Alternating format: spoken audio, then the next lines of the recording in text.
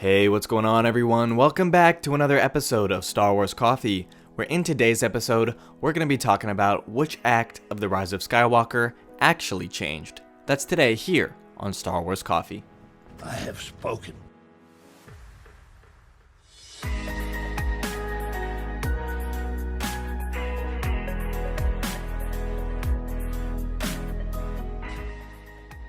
Hello there to all of the returning subscribers, but if you're new to the channel and you're just finding me for the first time, be sure to hit that subscribe button, hit that like button on this video and any other video from the channel that you check out, and be sure to hit that notification bell so that the bell is completely filled in, as this is the way you will never miss a new video the second it goes live. Do it! Over the last week or so, there have been a lot of rumors and articles around the internet, especially in the Star Wars community, talking about the ending of The Rise of Skywalker. And while they weren't talking about the ending we got, they were talking about the ending that might have been. The ending that might have been, that was circulating, was talking about how Kylo Ren would have been the one to live at the end of the film, and Rey would have stayed dead after defeating Palpatine. However, this ending was debunked, as the gentleman who put it forward was claiming to be a Knight of Ren, but was not. And this has been debunked by several cast members and members involved in the film. Even Chewbacca, Jonas Suotamo, also debunked this, claiming, "Have you ever heard the tragedy of the guy who pretended to be a Knight of Ren?" I have the full coverage of that whole controversy on the channel if you want to check that out. I'll put a link in the description below and I'll have a card up above. But with that being said, we're going to talk about what actually changed in The Rise of Skywalker in today's video, as Lucasfilm's Pablo Hidalgo sends out what could be interpreted as a cryptic tweet, unless you know what we know here at Star Wars Coffee. Which, let's take a look at the tweet Pablo Hidalgo put out. It says, "Keep a secret. It was the first act of Episode 9 that changed most during post, not the last. Don't tell the Reylos." And here's the reason that this might be cryptic if you're not aware of everything. It's because during the initial drafts of the film, we had been getting leaks throughout the whole process that ended up being spot on. And within the revised leaks, everything that we came to see in the actual cut of the movie happened.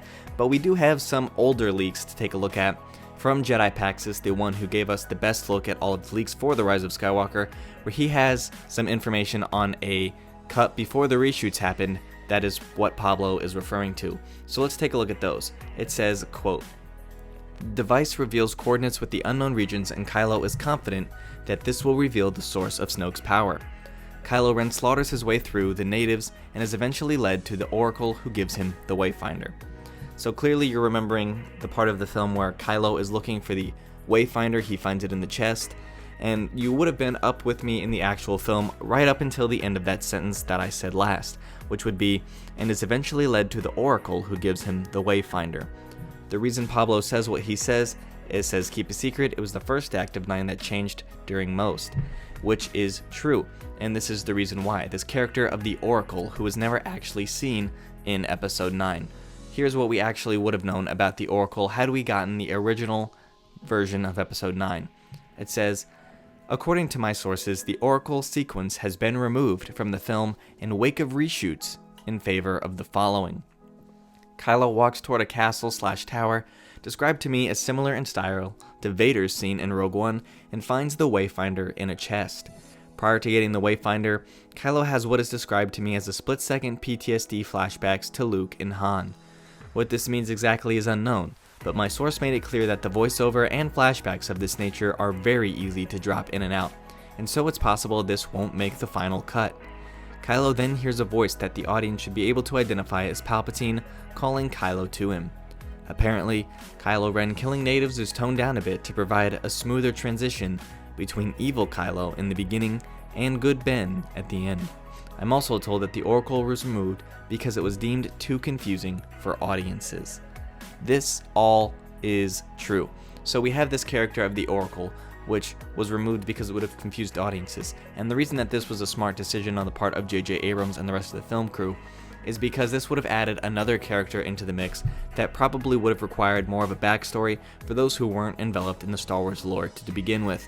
Mainly the most standard general audiences goers who are just going to see the new Star Wars film because it's the last one of the Skywalker saga and just because it's a Star Wars film in theaters. This would have been much more confusing to them, as there would have been no character flashbacks and wondering why in the heck this Oracle character is on Mustafar, especially if that's where Vader resided. When did he get there? How did he get there? Who is he, and what is his history? Would have been questions that a lot of general audience members would have had. The ending of the Jedi Paxis thing, that the Oracle was removed because it was deemed too confusing for the audiences, makes perfect sense.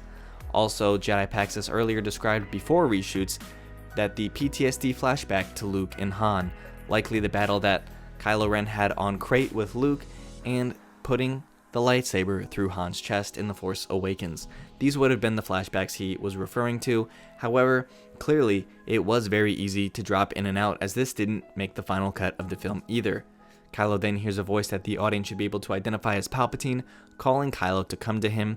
Didn't happen either. Rather, we got Kylo taking the Wayfinder out of the chest, throwing it in to his TIE fighter, and then meeting Palpatine on Exegol for the first time. The other reason that Pablo Hidalgo includes Don't Tell the Reylos is because the character of the Oracle was supposed to grill Kylo Ren about his feelings towards Rey, and was exposing part of his weakness.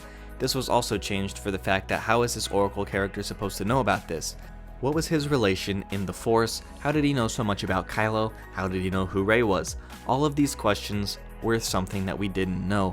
Likely could have just been explained by Palpatine throwing a line in saying, "The Oracle that I set to give you the Wayfinder led you to me." However, this also would have been confusing, as fans still would have wanted more information on who this Oracle character was, leaving the fact that Kylo finding it in the chest made the most sense for a general audience and for a smoother story. So that's actually what changed in The Rise of Skywalker, the first act, not the third. Let me know what you guys think about these changes in the comment section down below. Thank you guys for watching, may God bless you, and the Force be with you. If you enjoyed this episode, and frankly, even if you didn't, don't forget to subscribe. Do it. And if you want to help spread the word, please give this video a thumbs up and tell your friends to subscribe. Please check out the official Star Wars Coffee merchandise, and don't forget to check out all of the content playlists on this channel, including The Rise of Skywalker, The Mandalorian, and much more.